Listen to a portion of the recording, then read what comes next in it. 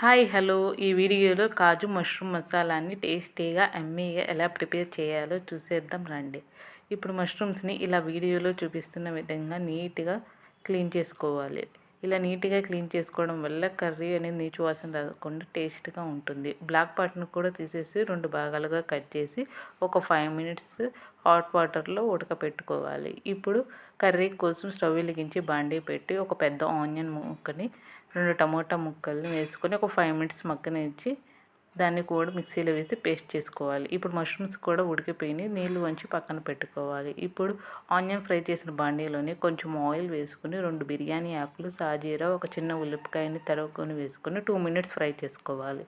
ఇప్పుడు ఇందులోకి మనం ఇంట్లోనే ప్రిపేర్ చేసుకున్న అల్లం వెల్లుల్లి పేస్ట్, పచ్చి మసాలాని కూడా వేసి ఒక 2 మినిట్స్ ఫ్రై చేసుకోవాలి. ఇప్పుడు ఆనియన్ టమాటా పేస్ట్ని కూడా వేసి ఒక 2 మినిట్స్ కలపెట్టుకొని అందులోకి రుచికి సరిపడా ఉప్పు, పసుపు, 1½ టీ స్పూన్ కారం వేసుకొని మొత్తం అంతా కలుపుకొని మూత పెట్టుకొని నూనె పైకి తేలే వరకు ఉంచుకోవాలి.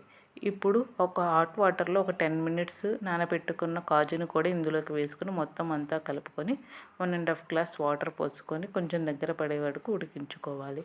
మనం ముందుగానే ఉడకపెట్టుకున్న మష్రూమ్స్ని కూడా ఇందులోకి యాడ్ చేసి ఒక 10 మినిట్స్ ఉడకపెట్టుకొని అందులోకి కొంచెం గరం మసాలా, కొత్తిమీర వేసుకొని స్టవ్ ఆఫ్ చేస్తే కాజు మష్రూమ్ మసాలా రెడీ.